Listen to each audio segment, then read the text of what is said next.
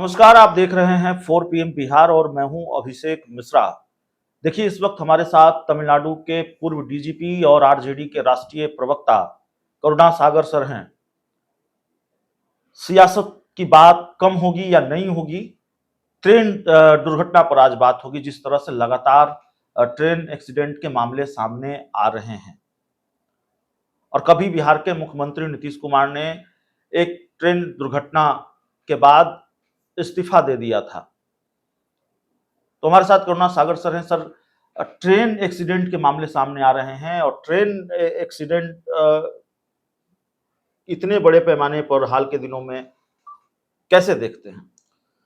देखिए अभिषेक जी, आज जब मुझे ये खबर मिली ट्रेन एक्सीडेंट का, तो मैंने कोशिश की कि जरा समझने की कोशिश करूं कि इस देश में वास्तविक स्थिति ट्रेन एक्सीडेंट्स को लेके क्या है। तो एक बड़ा शॉकिंग फिगर मुझे मिला। जी। एनसीआरबी का जो लेटेस्ट फिगर है कि 2021 में 17,1993 ट्रेन एक्सीडेंट्स हुए थे, जिसमें 16,431 लोगों की मौतें हुई थी। अब इसमें मैं क्लियर कर दूं कि ये ट्रेन एक्सीडेंट सब इसमें नहीं होती कि पटरियां से ट्रेन उलट गई, बोगियां उलट गई। जैसे अनमैन क्रॉसिंग पे कोई एक्सीडेंट हो गया, कोई ट्रैक करते हुए किसी का डेथ हो गया, कोई ट्रेन चढ़ने के सिलसिले में गिर गया, पटरियों पे मौत हो गई। तो आप देखिए कि हर दिन कम से कम 49 घटनाएं, दुर्घटनाएं होती हैं और लगभग 45 लोगों की जानें जाती हैं। तो ये एक बहुत महत्वपूर्ण मानवीय विषय है और हमेशा जब भी कोई एक्सीडेंट होता है तो आपने देखा होगा कि केंद्र सरकार की नीति क्या होती है कि अगर वो अपोजिशन रूल्ड स्टेट है तो वो बोलेंगे कि सबोटाज हुआ है। अगर सबोटाज से काम नहीं चला तो फिर बोलेंगे कि ह्यूमन एरर है, किसी व्यक्ति विशेष की गलती से है। मेरा ये कहना है, जब मैंने पूरी तरह से अध्ययन किया और एक समय में मैं डीआईजी रेलवेज भी था तमिलनाडु में, कि ये जो दुर्घटनाएं होती हैं ये मानवीय गलतियों से नहीं होती हैं, ये सिस्टेमिक फेलियर है, ये व्यवस्था की असफलता है। और मैं एक उदाहरण देता हूं। देखिए, एक कवच करके कोलिशन अवॉइडेंस सिस्टम बहुत अच्छा सिस्टम है और हमारे देश में बनाया गया और 23 मार्च 2022 को इसको अश्विनी वैष्णव जी ने लॉन्च किया दिल्ली में और बड़े फैन फेयर से लॉन्च किया। उन्होंने पावर पॉइंट प्रेजेंटेशन किया। इसके बाद एक ट्रेन में बैठ के गए, ये दिखाने के लिए कि कितना विश्वास है उनको इस सिस्टम पर कि अगर दो ट्रेन एक ही पटरी पर आमने सामने आ जाए तो कैसे रुक जाएगी, और ये उन्होंने करके दिखाया। बहुत बढ़िया। इसके लिए वो मतलब सराहनीय कार्य है। लेकिन वस्तु स्थिति क्या है? आज 1.5 साल के बाद हमारे देश का जो टोटल रेलवे नेटवर्क है वो 68,043 किलोमीटर का है और ये जो कवच सिस्टम जो रेलवे ने लॉन्च किया वो आज तक 1465 किलोमीटर तक में ही लगा है। तो ये बताइए, और इसका खर्च 1 किलोमीटर ट्रैक पर कवच सिस्टम लगाने का खर्च 50 लाख रुपए आता है। तो मतलब अगर 60,000 किलोमीटर जो हमारा रेलवे ट्रैक है उस पर सब जगह कवच लगा दिया जाए तो 30,000 करोड़ आएगा। अब बताइए कि 30,000 करोड़ इस देश की जनता की सुरक्षा के लिए और जो विश्व का सबसे बड़ा रेलवे नेटवर्क है उसकी जनता की सुरक्षा के लिए, उसके पैसेंजर्स की सुरक्षा के लिए, ये पीनट्स है। इसके अलावा 2017 में एक राष्ट्रीय रेलवे संरक्षा कोष बनाया गया जिसको RRSK कहते हैं।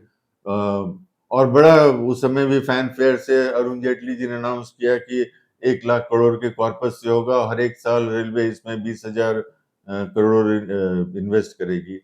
इस पूरे स्कीम में CAG ने बताया कि रेलवे की तरफ से जो शॉर्टफॉल है वो 78.9% का है। इतना पैसा रेलवे ने लगाया ही नहीं और बहुत सारे लगभग 6.5% खर्चे इसको उन चीजों में लगाया गया जो जिनको की सुरक्षा से कोई लेना देना नहीं है। जैसे फुट मसाजर खरीदा गया, क्रॉकरी खरीदा गया, लिनेंस खरीदा गया, इस तरह की चीजें।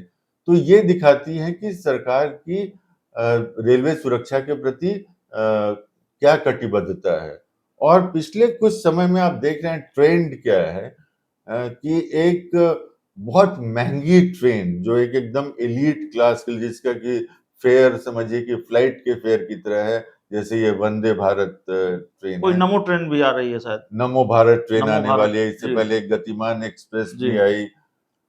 ये ट्रेनें बहुत महंगी हैं, इनका किराया बहुत महंगा है, जी और ये सारी ट्रेनें घाटे में चल रही हैं। जी आप पता कीजिएगा कि यहाँ से हटिया अगर आप शताब्दी से जाते हैं तो इसका 1/5 फेयर में आप पहुंचेंगे, और अगर वंदे भारत से जाते हैं तो आपको हो सकता है 40 से 45 मिनट पहले पहुंचेंगे। हवाई और चप्पल वाला तो हवाई जहाज में नहीं चढ़ पाया, हवाई चप्पल वाला इन ट्रेनों में चढ़ पाएगा कि नहीं चढ़ पाएगा? ये हवाई चप्पल वालों के लिए ट्रेनें बनाई ही नहीं गई जी हैं।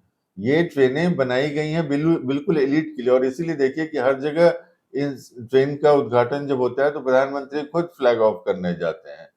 तो जो खर्चा अब, क्योंकि इस समय जो सरकार की व्यवस्था है वो है कि इवेंट मैनेजमेंट जो है वो महत्वपूर्ण है, गवर्नेंस महत्वपूर्ण नहीं है।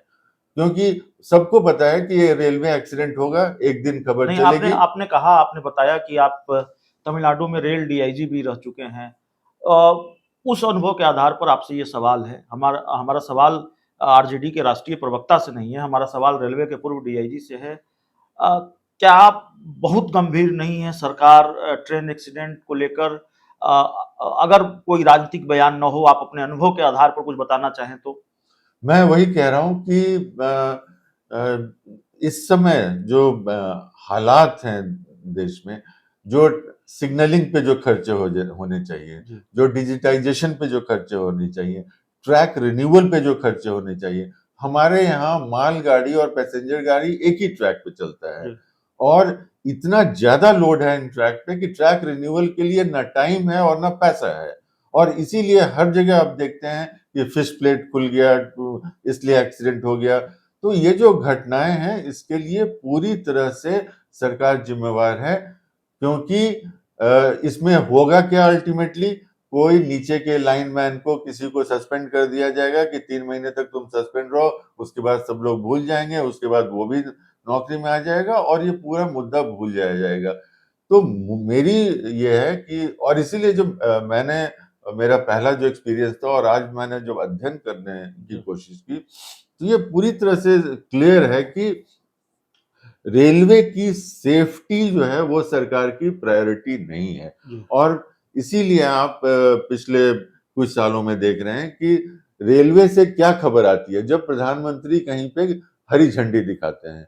इसके अलावा कोई ऐसी खबर नहीं आ रही है कि यहाँ सेफ्टी के लिए कोई महत्वपूर्ण कार्य किया गया, यहाँ पर रेलवे की सेफ्टी इंप्रूव हो गई। तो ऐसी कोई बात नहीं। तो सिर्फ जब आप उस थोड़े समय के न्यूज़ के लिए काम करते हैं तो लॉन्ग टर्म में होगा, इस तरह के एक्सीडेंट्स होंगे। और इसलिए मैं कहता हूं कि ये किसी व्यक्ति का फेलियर नहीं है, ये सिस्टम का फेलियर है, व्यवस्था का फेलियर है, ये सरकार का फेलियर है। और हर बार जब प्रधानमंत्री कहीं ग्रीन झंडी दिखा रहे हैं तो इसका मतलब वो रेलवे की सुरक्षा के साथ कॉम्प्रोमाइज कर रहे हैं। तो रेलवे की सुरक्षा के साथ केंद्र सरकार कॉम्प्रोमाइज कर रही है। आज किसी राजनीतिक सवाल पर बातचीत नहीं हुई है, लेकिन एक राजनीतिक शख्सियत तो हैं अब, पूर्व डीजीपी तमिलनाडु के करुणा सागर सर, लेकिन रेलवे के पूर्व डीआईजी भी रहे हैं, और उस अनुभव के आधार पर भी बहुत सारी बात बताई है देश में जो सिलसिलेवार तरीके से रेल दुर्घटना हो रही है उसको लेकर।